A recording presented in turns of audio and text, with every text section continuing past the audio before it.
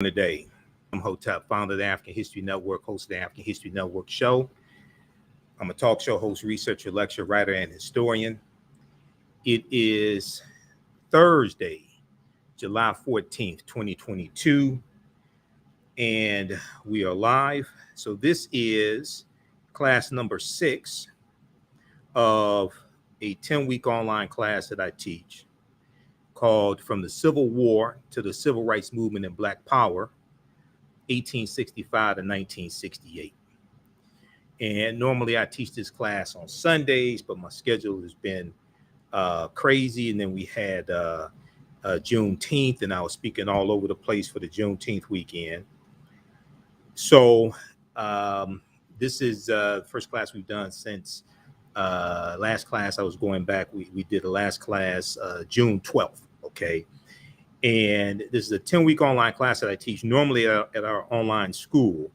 But I said I'll teach a special free class tonight. This is class number 6. I said I'll teach a special free class tonight because a lot of people are interested in the class, interested in this subject matter. So I said I'll go ahead and do that. All right. So give us a thumbs up, give us a heart, give us a like on this broadcast. Share this broadcast on your social media platforms as well. Invite your friends to tune in also. And this class is normally $130. Right now it's on sale $60. We have the information to register in the thread of the broadcast, and it's also at our website, africanhistorynetwork.com, africanhistorynetwork.com. All right, now I just want to check the audio. So how am I coming through? Let me know. Can you all hear me? Can you all see me okay? Because we're about to start. In this class, I do a PowerPoint presentation. We have book references, articles, video clips, and we deal with history from starting in 1803 with the Louisiana Purchase. Okay, starting in 1803 with the Louisiana Purchase and the Haitian Revolution. And we deal with history chronologically through to the Civil War, Reconstruction Era, the Jim Crow era, World War I, World War II, Civil Rights Movement, the Black Power Movement. Okay, so that's what we deal with in this class.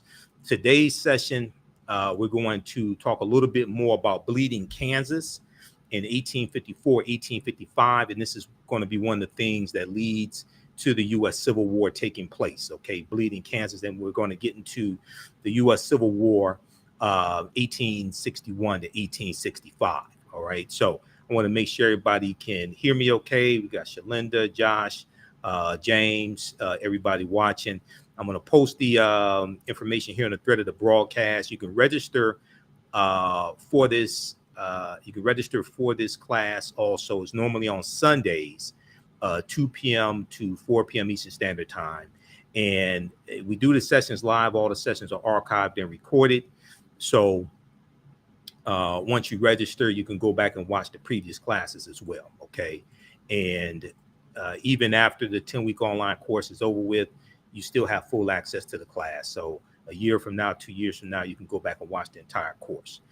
As a result of the Kansas-Nebraska Act of 1854, you're going to have the Republican Party founded in 1854 as well. As I explained to people, and a lot of people don't know this history, for the majority of the time that slavery existed in this country, you did not have a Democratic or Republican Party, okay? For the majority of time that slavery existed in this country, you did not have a Democratic or Republican Party. The Democratic Party was founded in 1828. They were known as Jacksonian Democrats. The Republican Party is founded in 1854. All right, so if we look at this timeline of history quickly, then I'm going to go to the PowerPoint presentation. Then we're going to look at some articles here. We look at 1854. The Massachusetts state legislature outlaws racially segregated schools in 1854. Now we know Massachusetts was also one of the first colonies to abolish slavery right around 1780. And that's even before the Philadelphia Convention in 1787, where they draft the U.S. Constitution. Okay, now let's see, let's continue. 1854, William C. Nail of Boston publishes The Colored Patriots of the American Revolution, considered the history the first history of African Americans, considered the first history of African Americans. That's 1855. 1855, in November 1855, John Mercer Langston elected town clerk of Brownham Township in Ohio, becoming the first African American elected official in the state of Ohio. This is 1855. This is John Mercer Langston. Okay, 1855, Frederick Douglass, who I think Donald Trump still thinks is alive. He said when he was in February, like the first Black History Month that was commemorated in the White House, he said Frederick Douglass, he's hearing more and more about Frederick Douglass each day. Frederick Douglass is doing great work, something like that, something ridiculous. Frederick Douglass is nominated by the Liberty Party of New York for the office of Secretary of State. He is the first African-American candidate in any state to be nominated for a statewide office. 1856, Wilberforce University becomes the first school of higher learning owned and operated by African-Americans. It is founded by the African Methodist Episcopal Church. Bishop Daniel L. Payne becomes the institution's first president. Okay, and we know that it's AME Church is going to be Richard Allen, who founds the AME Church, African Methodist Episcopal Church. 1857, we talked about this, it was either last class or class before. Scott decision, March 6, 1857, is handed down by the U.S. Supreme Court. And contrary to popular belief, so a lot of people focus on Justice Taney saying that a white man has no, a black man has no rights that a white man is bound to recognize or honor. But probably the most important thing in that decision dealt with the Missouri Compromise of 1820. Okay, if we look at the Dred Scott decision very quickly here, it and just for those that don't know who are seeing this class for the first time, there are two binders that I teach from for this class. This is one of those binders. This is the first binder, okay? Because we're dealing with history from 1803 with the Louisiana Purchase and the Haitian Revolution through 1968. So this is the type of information that I deal with in these classes. These are all articles that I deal with in this class, okay? And these are articles we show you here. So if you haven't taken this course before, this is your first time, you can register right now for this 10-week online course. And this time around, we'll probably do 11 or 12 sessions. And you can go back and watch the previous classes. Very quickly here, just for reference, if we look at this article here dealing with the Dred Scott decision, it's important to understand that the Supreme Court ruled that the Missouri Compromise of 1820 was unconstitutional. What the Missouri Compromise of 1820 did, this was one of the things that was designed to, one of the bills that was designed to keep a civil war from taking place, just like the Compromise of 1850. The Missouri Compromise of 1820, and I want to go to a particular section here. Missouri Compromise of 1820 organized the land that the U.S. got from France through the Louisiana Purchase of 1803, okay? And it stated that it allowed Missouri to come into the Union as a slaveholding state, and it allowed Maine to come into the Union as a free state. And what it did was it prohibited slavery in the remaining territory, okay? It prohibited slavery in the remaining territory. Now, the Supreme Court ruled that the Missouri Compromise of 1850 violated the Fifth Amendment rights of those people living in those other territories. And it ruled that the Missouri Compromise of 1820 was unconstitutional. And this helped to nullify Dred Scott's argument, whose real name was Sam Blow. This helped to nullify his argument because Wisconsin was one of the territories that he was taken into, and it was free territory. It was free territory because of the Missouri Compromise of 1820. So the U.S. Supreme Court ruled that that was unconstitutional. They ruled that it violated the Fifth Amendment right of the people living in that territory. So this helped to nullify Dred Scott's legal argument. He did get his freedom some months after that decision. He and his family did get their freedom some months after that decision. But the decision also argued that the Missouri Compromise legislation passed to balance power between slave-holding states and non-slave states. Non-slave holding states was unconstitutional. Okay, this is what the U.S. Supreme Court ruled. So when a lot of people talk about the Dred Scott decision, they leave this out. This is something very important. In effect, this meant that Congress had no power to prevent the spread of slavery. This decision is going to be one of the things that escalates the abolitionist movement that brings us closer to the U.S. Civil War taking place. And we know the U.S. Civil War starts April 12, 1861 with the attack on Fort Sumter in South Carolina. Now, and let me just back up for a quick minute here. Chief Justice Roger Taney. Roger Taney was born in the Southern aristocracy and became the 5th Chief Justice of the United States Supreme Court.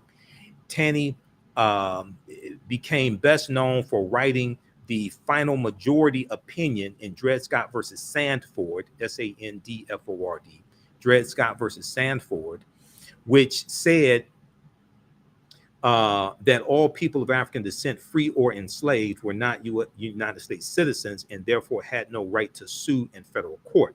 In addition, he wrote that the Fifth Amendment to the U.S. Constitution, okay, which deals with due process of law, the Fifth Amendment protected slave owner rights because enslaved workers were their legal property. Now we know it's going to be the 14th Amendment of 1868, which changes that status of African Americans. It's going to be the 14th Amendment of 1868 that does this.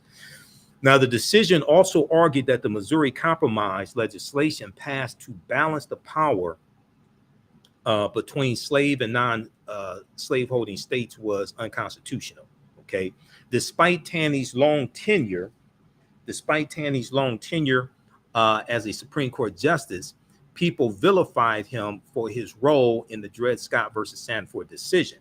In an ironic historical footnote, Chief Justice Taney would later swear in Abraham Lincoln, who some people call the great emancipator. We talked about Lincoln last class and how Lincoln was not an abolitionist, how Lincoln, the Civil War was about keeping the Union together as opposed to freeing the enslaved Africans.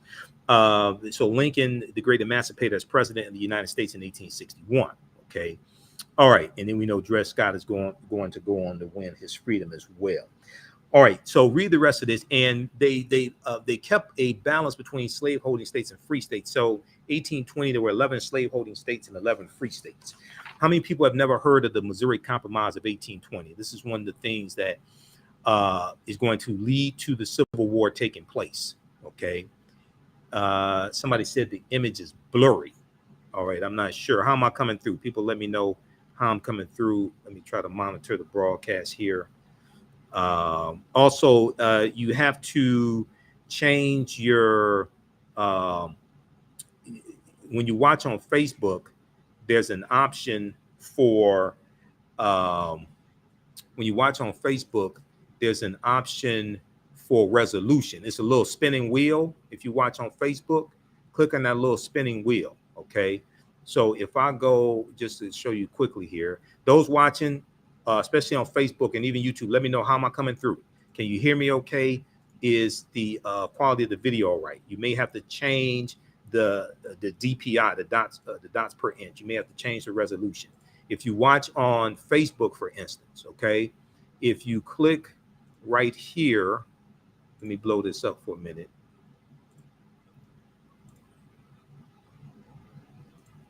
If you click right here, you may have to change and turn down the sound.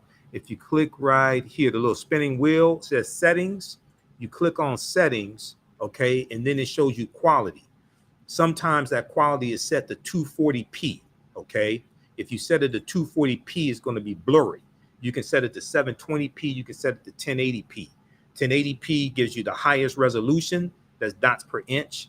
Okay, 720 gives you is pretty good also. So you can adjust that.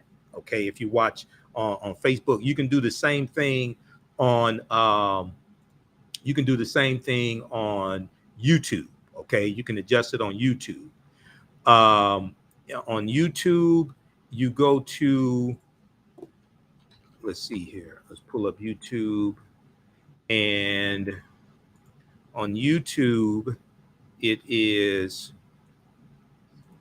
the same. It's the same spinning wheel as well on YouTube. Okay, you can, let's flip over to my YouTube channel, Michael Imhotep on YouTube. You go right here to settings. That little spinning wheel. Click on settings. It shows you quality is set. My settings are at automatically 480p. You can set it to 720p. You can set it to 1080p to give you a higher resolution. Okay, so that's dealing with understanding the settings there in Facebook and YouTube.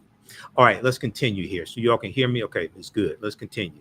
Share this broadcast on your social media platforms. Invite your friends to tune in, because this is part of a 10-week online class. That's a paid class. So usually I don't do this free on Facebook and YouTube. We have other stuff, ton of other stuff that's free, but this class is not there. All right, let's go back to, so that was just dealing briefly Dred Scott case. Okay, let's go to the timeline of history. This timeline of history comes from blackpast.org, P-A-S-T, blackpast.org. They have about 6,000 pages dealing with African history and African American history, blackpast.org. So this is one of the sources I used to teach from in the class. 1858, Arkansas enslaves free blacks who refused to leave the state, in the state of Arkansas. As I've talked about before, the history of slavery in this country is very nuanced. Different states had different laws. All of the colonies, all the states did not free enslaved Africans at the same time. In last class, we talked, the class I did June 12th, we talked some about the history of Juneteenth. And if you've seen my broadcast here on our Facebook and YouTube channel, dealing with how Juneteenth was not the last day of slavery, all the enslaved Africans in Texas were not freed on Juneteenth as well. We know that Major General Gordon Granger and his approximately 2,000 Union troops, many of them African Americans, are going to go throughout Texas for about a year, up to a year, to enforce General Order Number 3, letting enslaved Africans know that they were free. But we also know that what legally frees the enslaved Africans is the 13th Amendment, ratified December 6, 1865, when Georgia ratifies the 13th Amendment. Okay, you're going to have some slave owners in Texas, like Martha Gibbs. Okay, in last class we talked about the overlooked role of the massive overlooked role of female slave owners. And there's a 2.5-hour lecture I have dealing with the history of Juneteenth and things like this. That's at our website, theafricanhistorynetwork.com, theafricanhistorynetwork.com. Okay, all right. So this article right here, the massive overlooked role of female slave owners. This is from history.com, official website of the History Channel. It's estimated that 40% of slave owners may have been white women. It's estimated that 40% of slave owners may have been white women. That's looking at Census Bureau data and other data from between 1850 and 1860. And that's coming from research from Professor Stephanie E. Jones Rogers. Professor Stephanie E. Jones Rogers, who's a history professor at the University of California, Berkeley. And she has a book that came out in 2019 called They Were Her Property. They Were Her Property. White Women as Slave Owners. They Were Her Property. Okay. All right. Now, very quickly, there's a white woman named Martha Gibbs. Okay. And let me pull this up here. There's a white woman named Martha Gibbs who she kept her enslaved Africans until 1866, and she was from Mississippi. So Texas was a safe haven for many slave owners because Texas was more removed from battles during the Civil War. So a lot of slave owners are going to take their African slaves into Texas. All right. And Martha Gibbs was one of them. Martha Gibbs was a white female slave owner. She came from Mississippi. White women also fought to maintain the wealth and free labor that slavery provided them through the Civil War. As Union troops made their way through the South, freeing enslaved African people, white women would move enslaved people farther from the soldiers' path. one white woman named Martha Gibbs, okay, Martha, Martha Gibbs, even took enslaved African people to Texas and forced them to work for her at gunpoint until 1866, a year after slavery's formal abolition, a year after Juneteenth, where we commemorate June 19th, 1865. And there was about 250,000 enslaved Africans in Texas. They're going to get, different groups of them get the news that they're free over the course of months, okay? June 19th is the date that was agreed upon to commemorate them getting those Africans in Texas getting the news, especially Galveston, Texas, all right? But it's going to be more white slave owners who keep their slaves until 1866. So it's not the last day of slavery in this country. It wasn't the last day of slavery in Texas. And the other thing that's important to understand is that Maryland did not abolish slavery until November 1st, 1864. Okay, Maryland didn't abolish slavery until November 1st, 1864. And that was almost 2 years after Juneteenth as well. Okay, so, and that's after the Emancipation Proclamation also. So when the real history of slavery in this country is much different than the way it's presented, especially in the media. And there's some people in the media who mean well and things like this, but like I said in my Juneteenth presentations, I spent half the day, like on June 19th and leading up to that and after it, you know, cussing at the TV because I'm listening to these white reporters and people on MSNBC and things like this saying Juneteenth was the last day of slavery. No, it was not. No, it wasn't in this country. You can just do a basic, I mean, if you just understand that the 13th Amendment wasn't ratified till December 6, 1865, you would know that, okay? And I hear people saying the Emancipation Proclamation freed the slaves. No, it did not. That means you never read the Emancipation Proclamation. If you go to archives.gov or loc.gov, which is the Library of Congress website, they have all these exceptions because Maryland, Missouri, Kentucky, and Delaware stayed loyal to the Union and they were allowed to keep their slaves, okay? If you look right here, this is very, very quickly, and then we're going to continue and get into the Civil War, okay?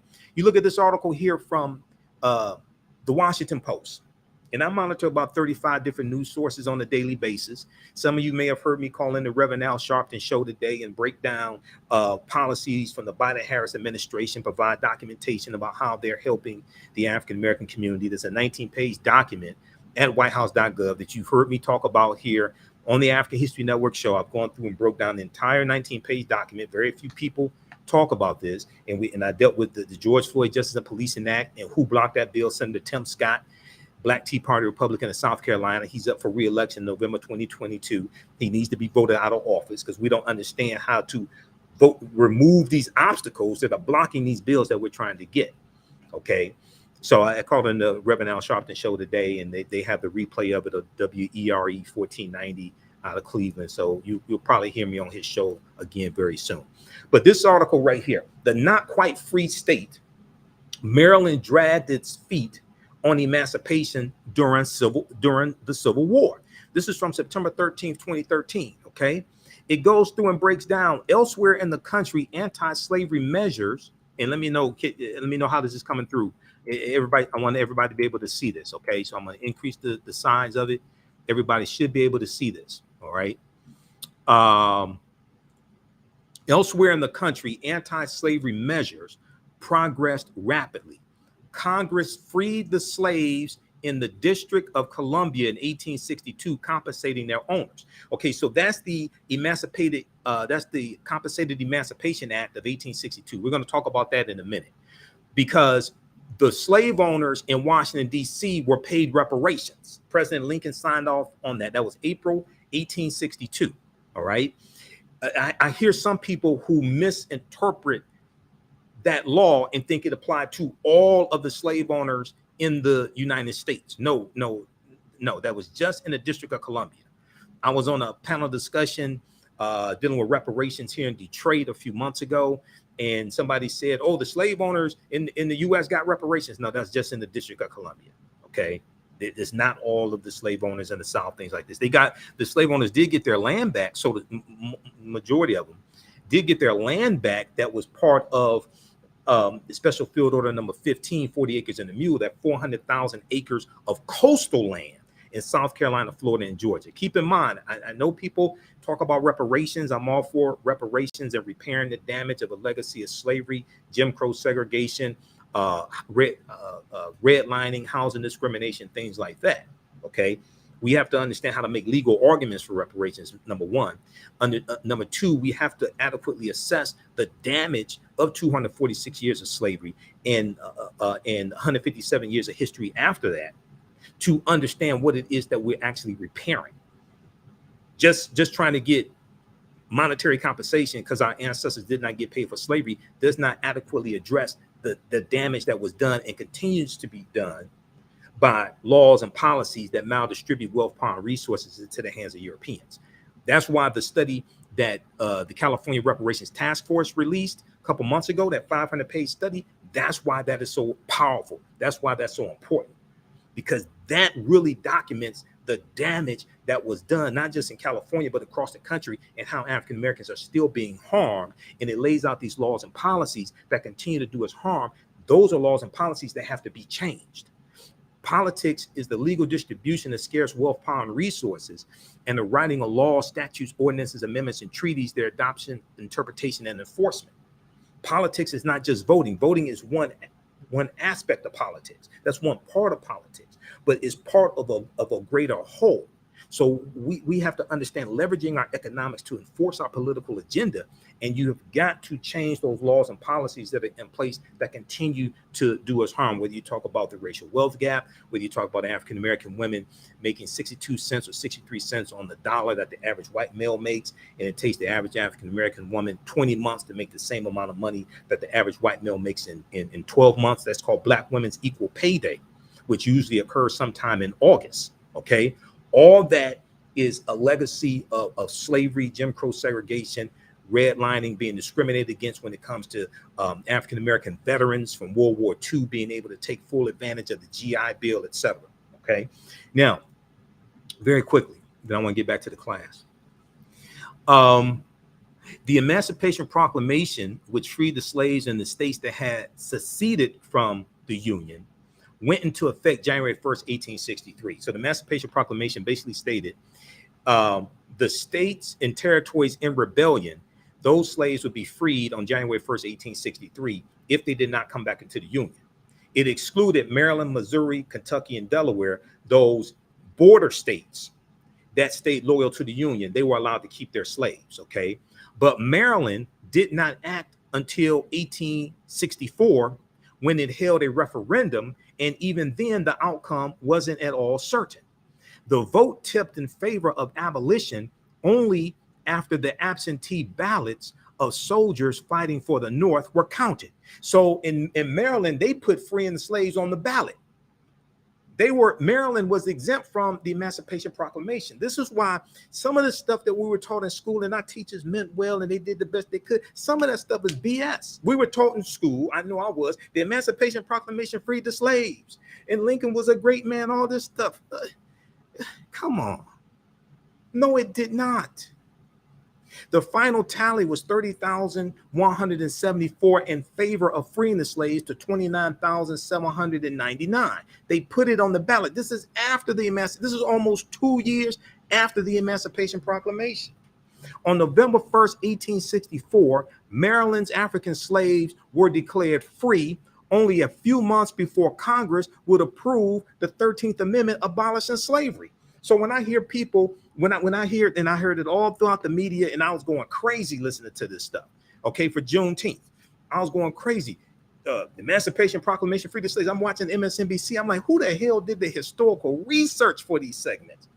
None of them. No, I think maybe only one person. It may have been Joanne Reed. It was, I think only one person talked about Maryland not freeing its African slaves till November 1st, 1864, which is almost 2 years after the Emancipation Proclamation. How is it that that is left out of history? How is it that that is left out of history? Many African Americans in Maryland had taken matters into their own hands by the time either escaping to the District of Columbia or enlisting in the Union Army, where they served as free men. And they fought in the war because they wanted to go kill their former slave masters. The Southerners, they wanted to go and redistribute the pain to those slave owners in the South who were part of the Confederacy. Well known in the modern era for being a politically progressive state, especially on matters of civil and individual rights, Maryland came to that tradition slowly and with substantial reluctance. Maryland came to that tradition slowly and with substantial reluctance. Indeed, as the Civil War loomed, much of Maryland remained firmly pro-slavery. Now, they were part of the Union. They stayed loyal to the Union. But much of Maryland remained firmly pro-slavery. Even such a Maryland luminary as Montgomery Blair, President Abraham Lincoln's Postmaster General, was concerned about punishing secessionists, those seceding from the Union, secessionists, and preserving the Union than advancing freedom for African Americans. Because the Civil War was about keeping the Union together. The South was the economic engine of the Union. Lincoln wanted to keep the Union together. The Civil War was not fought to free the slaves.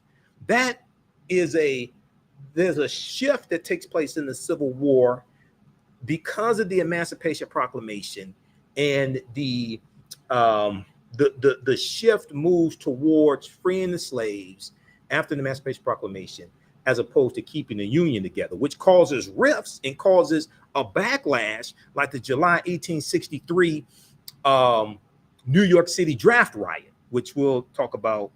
We talked about that last class. New York. Let me see. Hold on. We'll talk about this class because that's 1863 and Civil War starts 1861. So if we don't get to this class, we'll talk about the next class. Read the rest of this article here. Okay, this is from the Washington Post. I read the Washington articles from the Washington Post every day. I monitor about 35 different news sources on a daily basis. Been doing radio 12 years. I'm on Roland Martin Unfiltered on Friday as a panelist. I'll be on tomorrow doing political analysis and historical analysis, things like that. Okay, so a lot of people see me, and I do local radio here in Detroit, 9-10 a.m. the Superstation WFDF. So how's everybody doing? How you all like this type of information? Okay. Also, with this 10-week online class, you can use this information with your children. I would say the content is PG-13. I don't do a lot of cursing. It's not overly graphic and vulgar, things like that. I don't do things like that. Okay. But if you register for this, you can use that registration with your family. Those living in your household, you can use that registration with your family. We have the information here in the thread of the broadcast to register for this full 10-week online class from the Civil War to the Civil Rights Movement and Black Power, 1865 and 1968. Okay, I want to go back to the timeline of history quickly, then I want to get to the Civil War. And if you need me to post the link again, I'll post the link again. It's also at our website, theafricanhistorynetwork.com. And we have a bundle pack where you can register for both classes that I teach, including my Saturday class. You can register for both classes for $100. Okay, on Saturdays, I teach I teach ancient Kemet, the Moors, and the Ma'afa, understanding the transatlantic slave trade, what they didn't teach you in school. That's normally on Saturdays, 2 p.m. to 4 p.m. Eastern Standard Time. So we have a class this Saturday from the ancient Kemet, the Moors, and the Ma'afa, understanding the transatlantic slave trade, what they didn't teach you in school. We deal with thousands of years of history and what leads up to the transatlantic slave trade taking place. We have a bundle pack where you can register for both classes for $100. That's basically about a $360 value. Okay. 1859, going back to the timeline of history, 1859, Harriet Wilson of Milford, New Hampshire, publishes Our Nig, or Sketches from the Life of a Free Black, the first novel by an African-American woman. This is Harriet Wilson of Milford, New Hampshire, 1859. The 1860 census. So this is the year right before the Civil War starts. The 1860 census. The U.S. population is 31.4 million people. There are 4.4 million African Americans. We were 14.1% of the U.S. population.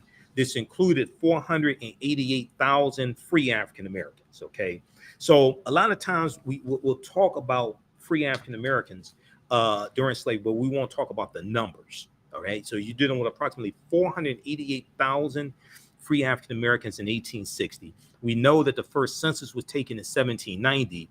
The census was created by the U.S. Constitution, okay? And the census is taken every 10 years. All right, now,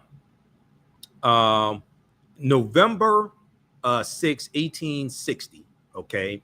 And I'm going to post the information here. You can register for the bundle pack. If you registered for this class and you want to register also for the Saturday class, you can email me at ahnshow@africanhistorynetwork.com or email me through the website, theafricanhistorynetwork.com. We'll get you into the Saturday class at a discount, okay? November 6, 1860. This is going to change the course of history. Abraham Lincoln is elected president. Now, the Republican Party is founded in 1854 as a backlash to the Kansas-Nebraska Act of 1854, which we'll talk about here in just a minute. Lincoln's running mate was Andrew Johnson from Tennessee, who was a Democrat, and he was a Democrat from Tennessee and a slave owner.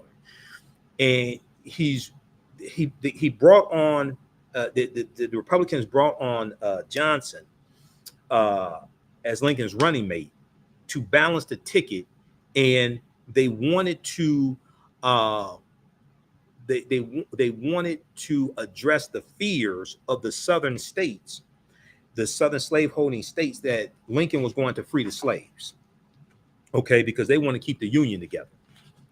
And once again, the Civil War was not fought to free the slaves. So Lincoln becomes president-elect November 6, 1860.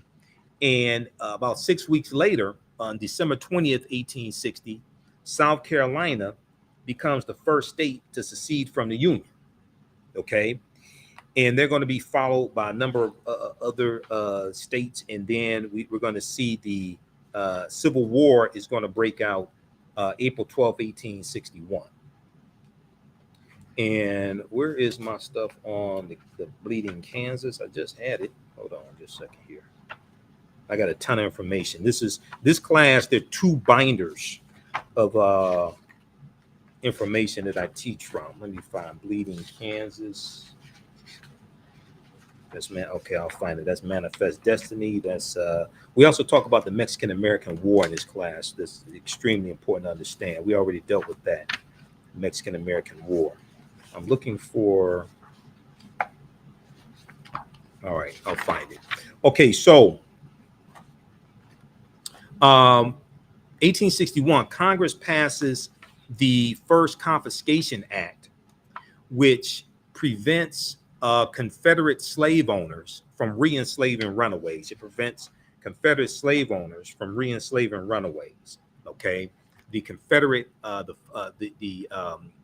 first Confiscation Act. May 2nd, African American men in New Orleans organized the first Louisiana Native Guard of the Confederate Army. The first Louisiana Native Guard of the Confederate Army.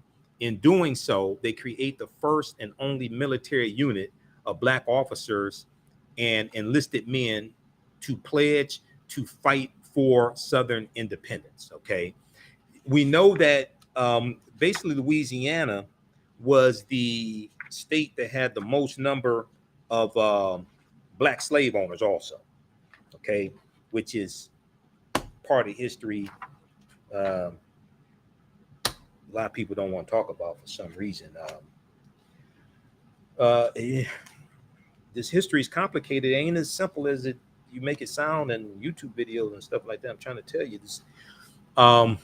Yes, there were Black slave owners. Now, Dr. Carter G. Woodson did research. It was about in the 1840s, 1850s. And he found that about half of the slave, about half of the black slave owners only owned one slave. It's probably a family member, because there are cases of African Americans in the South buying family members out of slavery. There are cases of African Americans who were slaves marrying free African Americans. Harriet Tubman was one of them when she married her husband, John Tubman. She was a slave in Maryland. He was free. This is a very nuanced history. It's not as cut and dry as people try to make it. This is why this book here, Before the Mayflower, is so important. It's a beat up copy. I got to get a new copy of Before the Mayflower, beat up, by Lerone Bennett Jr., because chapter 2 lays out a lot of the history of slavery evolving in this country. Because August 20th, 1619, when that White Lion pirate ship comes into Virginia, Point Comfort in Virginia, right? Codified slave laws don't exist in any of the 13 colonies. I know people like this, they like to start slavery in 1619 and say, oh, they were oppressing us since we got here and stuff like that. Well, pump your brakes, back up, slow down. First of all, when we deal with Dr. David Imhotep's book, The First Americans Were Africans, Documented Evidence, we know that African people, the Khoisan, this is not a Khoisan man, this is a brother who was in Brazil. We know the Khoisan, who have the oldest DNA on the planet, we know they're the ancestors to the Ainu and the Twa. They go all around the world. We know they were here in the land that we call the United States of America, in the South Carolina, Georgia area, going back at least 51,700 years ago. This is before Native Americans even come into existence. I did a lot with this in my first class, the Saturday class, Ancient Kemet, the Moors, and the Ma'afa, Understanding the Transatlantic Slave Trade, what they didn't teach you in school. So we have to have a greater understanding of history beyond 1619, okay? This was our land stolen from us. One of the names of this land that Native Americans used was Turtle Island. This was our land stolen from us, okay? If we understand, I was interviewed by Angela Matthews on Urban Interests, the Urban Information Network here in Detroit. She interviewed me for Juneteenth. And she was asking me one of the most important things of history, things like this that I've come across, etc. And I said that if African people, African Americans, understood that this was our land stolen from us, and we did not first come to this land conquered and shackled in chains by Europeans. Yes, the transatlantic slave trade happened,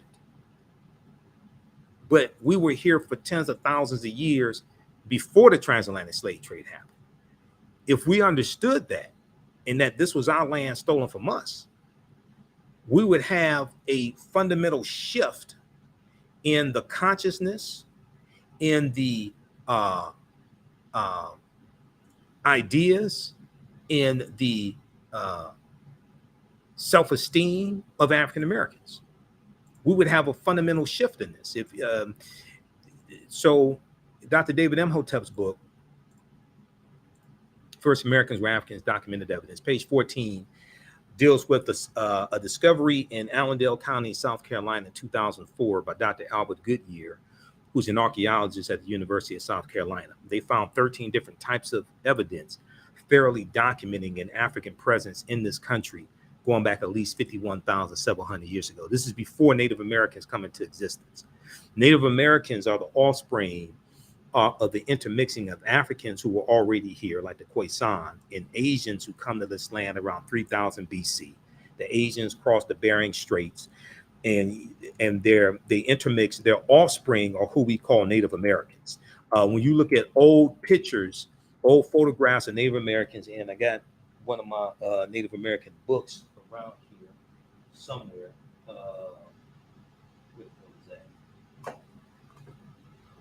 This is this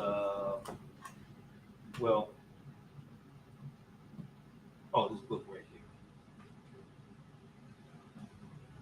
here. This is the one I want. This book right here. Okay, when you look at old black and white photographs of Native Americans, these normally were not a very light-skinned people. These were normally a darker skinned people, oftentimes high cheekbones, things like this. Chronology of Native Americans, the ultimate guide to North America's indigenous peoples. Okay, you look at old black and white photographs, all right, and then also you look at, the description of some of them, things like that. Um, and then we know Captain John Smith in uh, 1607 in Virginia. Captain John Smith talked about being captured by a group of black Indians. All right, Dr. David Imhotep deals with this in The First Americans Were Africans, Documented Evidence. All right, so we're dealing with a much more nuanced history than we have been told or has been depicted in roots and things like this. All right. So they found artifacts, architecture, campsites, carvings, Egyptian writings, footprints in lava, genetic M174D haploid groups dealing with DNA and genetics, linguistics, paintings, skulls, skeletons, structures, and tools. They found 13 different types of evidence, thoroughly documenting an African presence in this country going back at least 51,700 years ago. Here's a picture of Dr. Albert Goodyear, archaeologist at the University of South Carolina. This is an article from almost 20 years ago, November 18th, 2004, from ScienceDaily.com, called New Evidence Puts Man in North America 50,000 Years Ago. You can go read that article yourself. And this deals with his discovery. And this is a summary of the discovery. This is a summary of the discovery of the article from ScienceDaily.com. This is ScienceDaily.com summary, not my summary. Radiocarbon tests of carbonized plant remains, where artifacts were unearthed last May along the Savannah River in Allendale County by University of South Carolina archaeologist Dr. Albert Goodyear, indicate that the sediments containing these artifacts are at least 50,000 years old, meaning that humans inhabited North America long before the last ice age. Now, these are Europeans, these are white people telling us that humans inhabited North America long before the last ice age. Who were these humans? They weren't Europeans. Native Americans didn't exist 50,000 years ago. Who were these Europeans? These were African people. These were the Khoisan. Now, in October 2012, genetic study published in Science magazine found that the Khoisan in Southern Africa are the oldest ethnic group of modern humans, with their ancestral line originating about 100,000 years ago. The Khoisan, formerly called by the derogatory term Bushmen, are genetically unique, and no other currently known population had separated so early from our common modern human ancestor, according to the report. Now, here is a picture of two Khoisan women, two African sisters. The Khoisan live mainly in Southern Africa, in territory spanning Botswana, Namibia, Angola, Zambia, Zimbabwe, and South Africa. They are largely divided into two groups, hunters and gatherers, who are known as the Sans people, S-A-N-S, and the keepers of livestock, who are known as the Khoi Khoi people. The Khoisan languages include the distinctive click sounds that are not found in the languages of their neighbors. Okay, if you read the article from AtlantaBlackStar.com, 5 ethnic groups that prove the first humans were black, they talk about the Khoisan. They have this information there. Okay, all right. Now that's just a little background information. So I'm not saying that the transatlantic slave trade did not happen. Yes, it did happen. I'm saying African people were here for thousands of years before the transatlantic slave trade happened. So we can't start studying our history here in this country in 1619. We can't start studying our history in this country here in 1526, when the Spanish were bringing Africans into South Carolina in 1526. And those Africans, there's going to be an uprising, and they overthrow their oppressors after about 3 weeks or so. When they run away and go live with Native Americans. Okay, so this is a very nuanced history. All right, now let's go. How do y'all like this type of information? Okay, let me know. Who still needs to register for this 10-week online class that I teach? We're doing a free class today. This is class number 6. As soon as you register, you can watch the previous classes. We have them all archived. We normally do the class Sundays, 2 p.m. to 4 p.m. Eastern Standard Time. Doing it today because I'm going to be tied up Sunday. And I was tied up with Juneteenth and things like that. And 4th of July holiday, the radio station was shut down, so I didn't do my show. It was about a week. My laptop was in the repair shop, so I was out without my laptop. So we're teaching the class today. All right, I want to go back to this timeline of history very quickly here. We left off in 1861.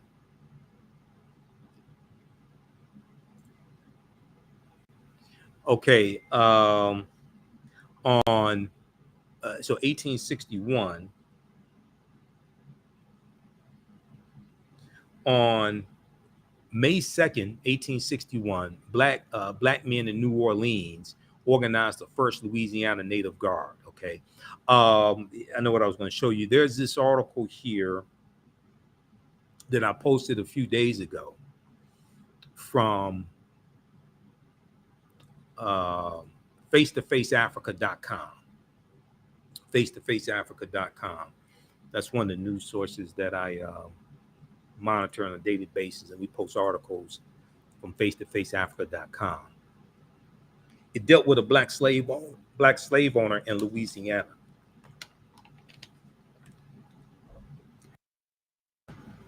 Dealt with a black slave owner in Louisiana.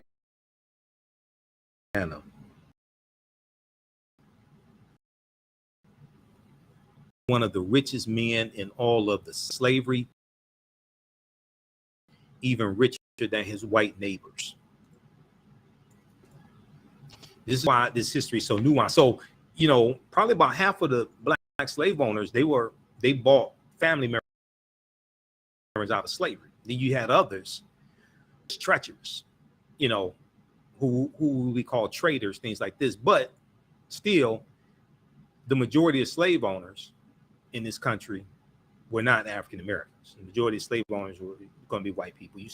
You had some Native American nations that owned African slaves. The Choctaw, Chickasaw, Creek, Cherokee, and Seminole Indians were the biggest Native American slave owners. All 566 federally recognized tribal nations did not own African slaves, but the Choctaw, Chickasaw, Creek, Cherokee, and Seminole Indians were known for this. Okay, I just want to make sure I'm still coming through okay on the broadcast. I want to make sure I'm coming through all right. Y'all can hear me okay. This article right here, let me close some of these ads out. This is what I was talking about. This is from July 5th, 2022, from face-to-faceafrica.com. This black man was one of the richest men in all of the South during slavery, even richer than his white neighbors. Even richer than his white neighbors.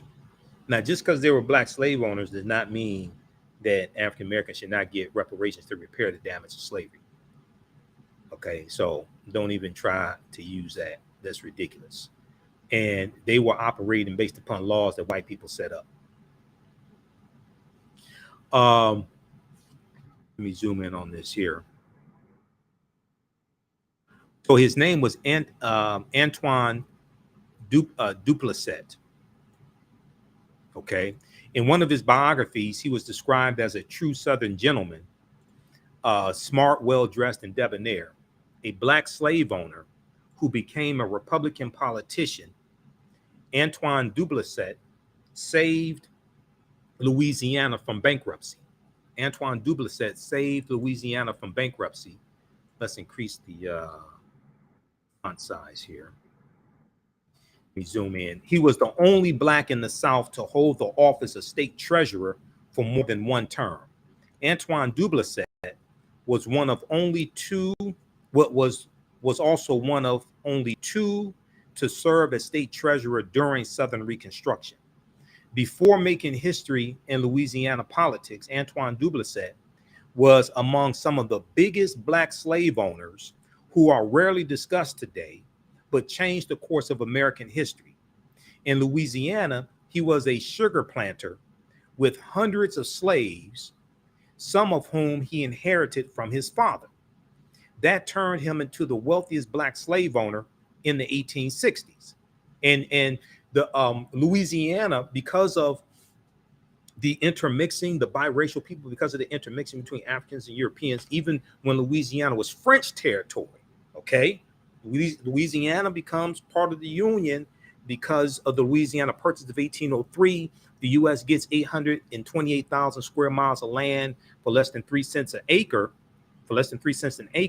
from France in the Louisiana Purchase. The U.S. pays about $15 million for that land, okay? So you had a lot of biracial people in Louisiana. Even when you look at Homer Plessy, okay? Homer Plessy, who was the plaintiff in Plessy versus Ferguson, 1896 U.S. Supreme Court case. Homer Plessy was from Louisiana. Homer Plessy could pass for white. He described himself as 7/8 European and 1/8 African. When he was on the streetcar, on the train, in Louisiana, the conductor asked him, he was sitting in the white section. He refused to go to the colored section. The conductor asked him if he was colored, okay, or if he was white. One of them, he asked him if he was colored. And, he said, he was colored. He wasn't white. If he had just said he was white, he could have passed for white. He was 7/8 European, and you're there in Louisiana with all that intermixing. So this is a very nuanced history. So widely regarded as one of the richest men in all of the South, even richer than his white neighbors, Antoine Duplessis was born a free man to free parents in 1810 and inherited a large sugar cane plantation. So it's sugar. They say sugar plantation. It's sugar cane. Sugar comes from sugar cane. And sugar, and one of the reasons why slavery is so big in the South is because because of the climate of the South is hotter. It's more conducive to growing a lot of crops like sugar cane. Okay, Duplessis was born a free man to free parents in 1810 and inherited a large sugar cane plantation called Cedar Grove from his father, Antoine Duplessis, who was Antoine Duplessis Sr. Okay, Antoine Duplessis Jr. was given a part of his grandfather's name, but he used his father's name because he was the eldest son. Antoine Duplessis' father was a successful free man of color who owned around 460 acres of land and 70 slaves. Okay, so his father was a slave owner also, and he inherited some of the slaves from his father. Not surprisingly, his son became successful too. After Antoine Duplessis had inherited his father's estate, following his father's death in 1828, he added 30 more African slaves to the 70 he inherited from his father as the plantation grew. By 1860, so we just looked at the census of 1860, right? And you had about 488,000 free African Americans, and you had about close to 4 million enslaved African Americans. Okay, we just looked at the census of 1860. By 1860, he owned over 100 African slaves and had one of the largest sugarcane plantations in Louisiana. Records say his plantation was worth $264,000 in 1860. $264,000 in 1860, while the average income of his neighbors in the South was only around $3,978 in a year. And his net worth, his plantation, I should say, was worth $264,000 in 1860. Now he married a wealthy African American woman called Claire Pollard in the mid 1830s. She also owned her own plantation with 44 slaves, because you have black women. There's some cases of black women who own slaves as well. Okay, now once again, African Americans only owned about like 1830s, 40s, 50s. They owned maybe about 1% of the slaves in the country. The other, then you had Native Americans that owned some. So close to 98, 99%, close to 98% of the slaves in the country still owned by white people. Okay. And for African Americans, about half of for African American slave owners, about half of the African American slave owners own one slave. That's coming from the research from Dr. Carter G. Woodson, because they were buying family members out of slavery. They may have lived in the South, okay, but they bought family members out of slavery.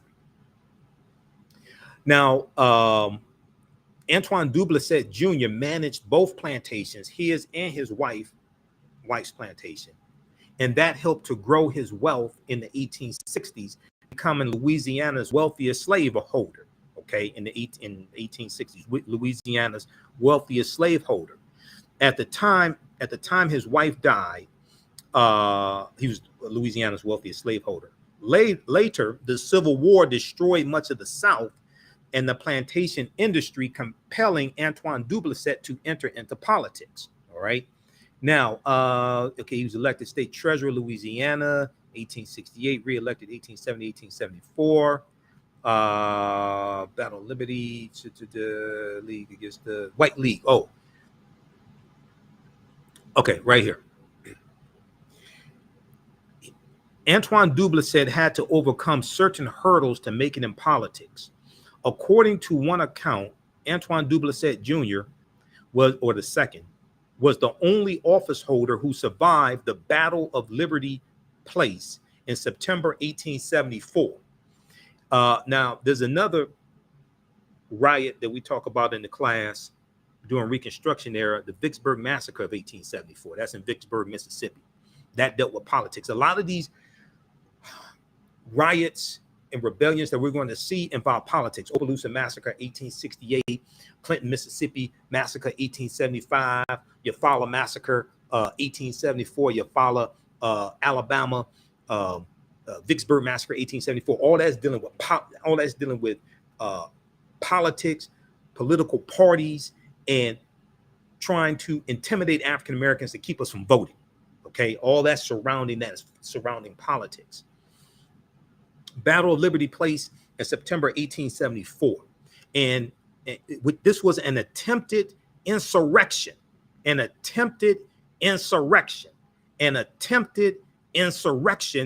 coup d'etat by the Crescent City White League against the Reconstruction Era Louisiana Republican state government, an attempted insurrection in the United States, in the United States in 1874. Their descendants had an attempted insurrection of the United States government, January 6, 2021, incited by Benedict Donald, the traitor-in-chief. An attempted insurrection and coup d'etat by the Crescent City White League against the Reconstruction Era Louisiana Republican state government. And it's going to be the White League that have they're involved in the Eufaula riot of 1874 in Alabama. That's the way. It wasn't just the Ku Klux Klan. It's the White League. It's the red shirts. It's the Klan. It's other domestic terrorist organizations. Today, they're the Proud Boys. Today, they're the Oath Keepers, the Three Percenters, things like this, who are a paramilitary arm, either officially or ostensibly, unofficially, of the Republican Party. You had a paramilitary arm of the white nationalist, white supremacist Democratic Party back during Reconstruction. And the White League was part of that. The Ku Klux Klan was part of that. Today, it's flipped, and it's the Republican Party that has that paramilitary white nationalist, white supremacist organizations. And this is what the January 6th committee hearings are exposing.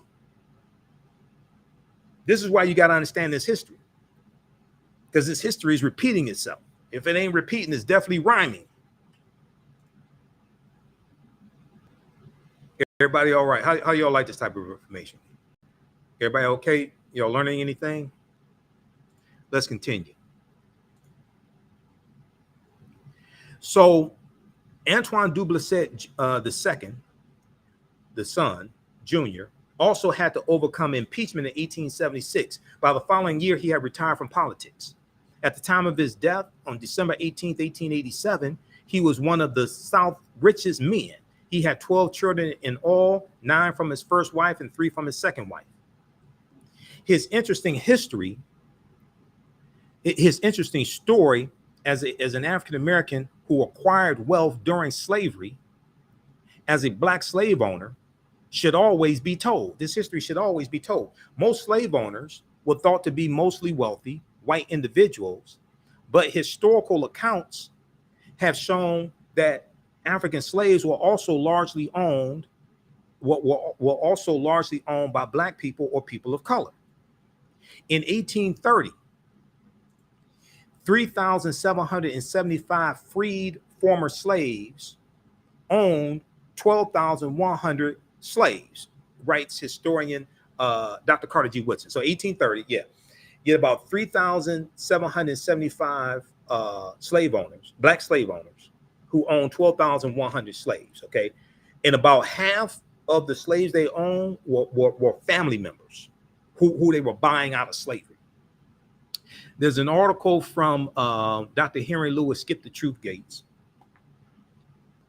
And that's what one of my teachers, Dr. Leonard Jeffries, calls him, because oftentimes Dr. Gates skips over the truth. Gates does do some good research. I've read 2 of his books. He does do some good research. But he has a very, very important article. And I've read a number of articles, dozens of articles he used to write for the root.com. There was an article that he wrote for the Root called the Black People Own Slaves. This is from March 4th, 2013. Now, once again, this does not mean that we are not owed reparations. This means that our history is much more nuanced and is much deeper than we think. The Black People Own Slaves, March 4th, 2013. So this is just a sample of the type of information we deal with in this class. This is class number 6 from the Civil War to the Civil Rights Movement and Black Power, 1865 to 1968. Normally we do this at our online class. It's not on Facebook or YouTube, but for today's class, since it's during the week, normally I do this on Sundays, 2 p.m. to 4 p.m. But I said, we'll just make this a free class. We'll do this on Facebook and YouTube and talk to some people today. But he references Dr. Carter G. Woodson. You can read the full article. I don't have time to go through all of it.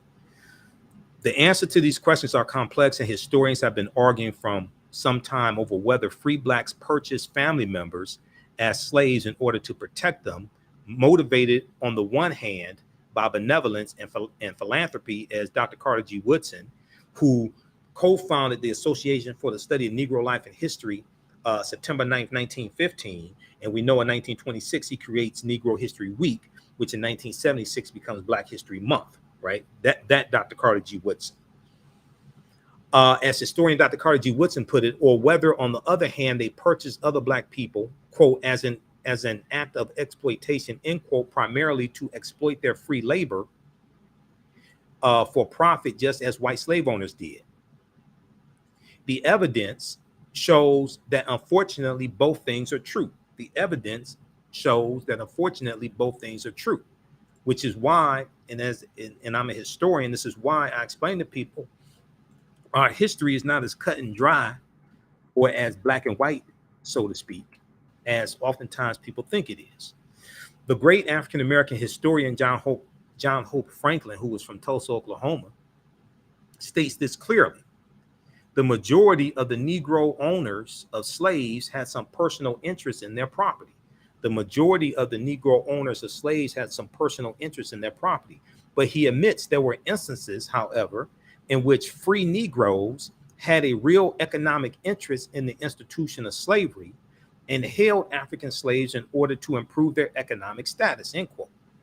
In a fascinating essay reviewing this controversy, R. Halliburton shows that free Black people have owned slaves in each of the 13 original states, and later in every state that countenanced slavery, at least since Anthony Johnson and his wife Mary went to court in Virginia in 1654 to obtain the services of their indentured servant, a Black man named John Castor, for life. 1854, Anthony Johnson. And when you read the chapter 2 Before the Mayflower about Lerone Bennett Jr., You see that by the time Anthony Johnson dies, the laws have been rewritten in Virginia, in the colony of Virginia. Laws have been rewritten, and he by the time he dies, his family's going to lose their land and all that stuff.